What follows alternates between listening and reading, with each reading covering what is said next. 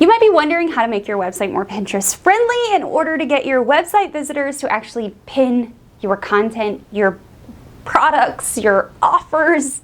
How do we do those things? Well, there are a few things that I feel like are really important. I have 8 things actually on my 7 things on my little notebook today that I want to talk to you about.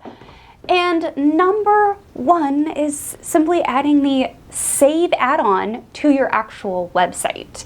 You can do this through plugins, you can do this through like Yoast, I think, or you can simply go to the Save button builder on Pinterest.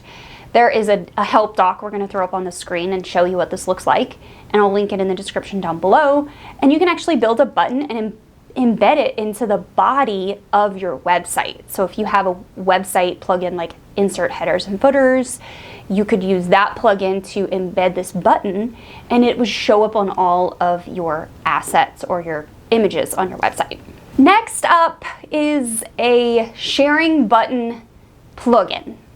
A lot of websites have sharing buttons already embedded into their coding, but they're not very obvious. I don't know how to do this on any other website other than WordPress. I personally am a WordPress user, even with all the drama that's going on right now with WordPress and WP Engine. But with all of that being put aside, I personally love and use social warfare. So this looks like on your actual blog posts, when you open them, there are sharing buttons if you set it up in the settings at the top and the bottom of the full blog post. And this plugin actually adds another save button to my Pinterest images and all the images on my site. So it makes my website super Pinterest friendly in that way. Now, the other reason I love social warfare so much, and I forgot to include it in this little video that we showed you, is the fun functionality of actually presetting your pin title and description. But that is a powerhouse Pinterest friendly move to go ahead and pre-write your pin copy. That way when someone does use those buttons and they choose Pinterest, the content that goes to Pinterest is already optimized. That way you know that you're showing up in search. Number 3 might be super obvious, but a lot of people actually just don't do it. And this is embedding Pinterest-friendly images in your blog posts. Now, I have an example of someone that actually does this really, really well. I was actually just on her website last night getting a recipe to cook, so it was top of mind, and I used her as an example. Her name is Chunga. She runs Damn Delicious. It is so damn good. Like, her food is amazing. You should definitely go check her out. And she does an amazing job at embedding really highly pinnable, delicious looking images in her blog posts. So you want to do this, whether you do it the way that Chunga does it or the way that I do it, and I just embed 2 images at the bottom of the blog post. Either way works, but embedding pinnable images in your blogs is going to empower people to actually pin your content and also your products. Now, next up is having really clear navigation. I don't have an example to show you of this, but you have probably been on websites that they have horrendous menu options. The menu options don't make any sense. The buttons are funky. The menu comes out from the side. It's just really strange. Have a really clear menu and make sure your navigation is super easy to understand and use. Now, the one thing about Showit that I really cannot stand is they don't actually have a built-in menu function. All of the menu function with Showit is actually built into text-based links. So if you're on Showit like myself, something that you want to just correct yourself on is making sure that the actual text and the link embedded in the text goes to the right place, because I have made that mistake where my navigation has become unclear because the link embedded in the text is actually going to the wrong place. And you guys, if you're watching this and you've been on my website and that's happened, it's because Showit does not make it easy to make menus. So make sure your navigation is really clear and easy to use.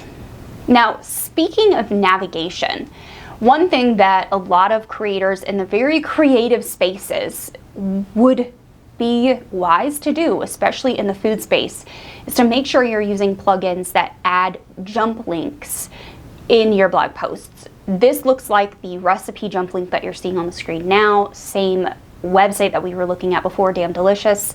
Chunga's website is just amazing in general. it's just gorgeous. She does a great job.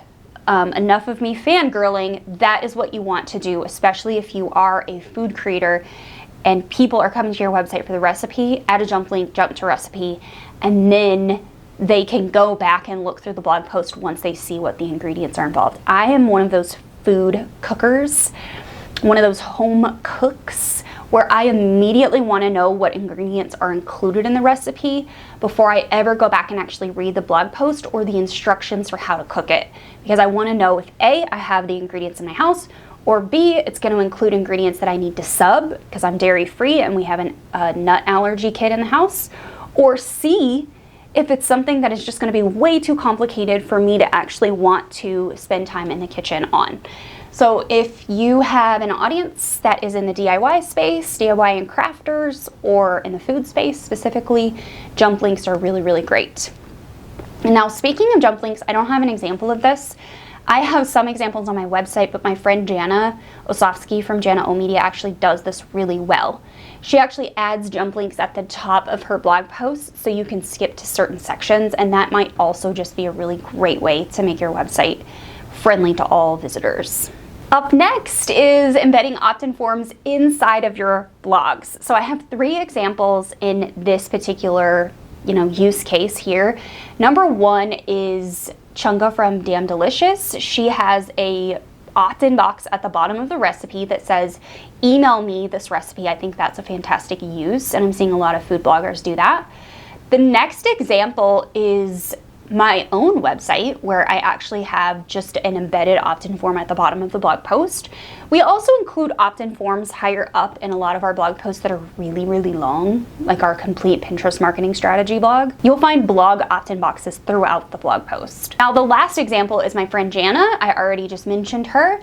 She does a really great job of including opt-in boxes at the bottom and throughout her blog posts, as well as in the sidebar of her blog. And that is actually something that I want to institute on my own website in 2025, is adding a sidebar to the actual blog. Now, number 6 is not something that I actually have a hard example to show you because I don't want to call anyone out and make anyone the,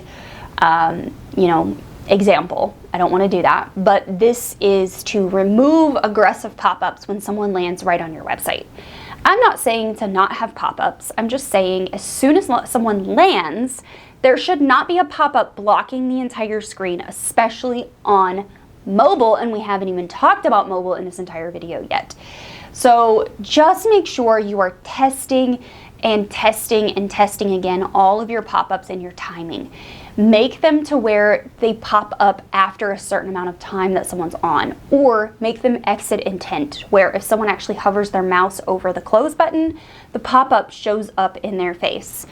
Though there are so many strategies with using pop-ups, you do not want to bombard someone that is coming from Pinterest, especially with a pop-up when they haven't even read your content just yet. It makes 0 sense.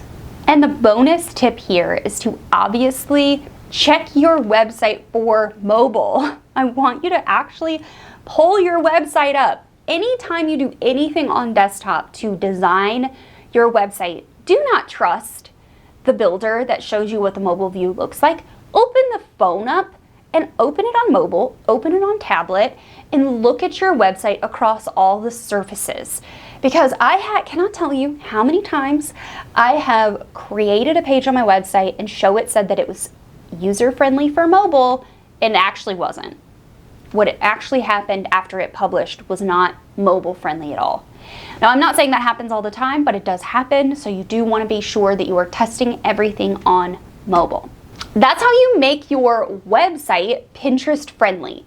We really want to make it a place where when someone comes from Pinterest or comes from elsewhere on the internet, we make it really easy for them to understand why they are there. The value that we are providing is what is going to draw them in, and then what they get when they are there is what's going to make them pin it for later or go on to the other pages on your website. So do some of these things. Also, be looking into making your website ADA compliant, which is, standardizing your font and your color, standardizing the background, making sure that it is super easy to read and the contrast is good. That's all I want to talk to you about today. If you need more Pinterest marketing strategies, head on over here and watch those videos. and I'll see you over there.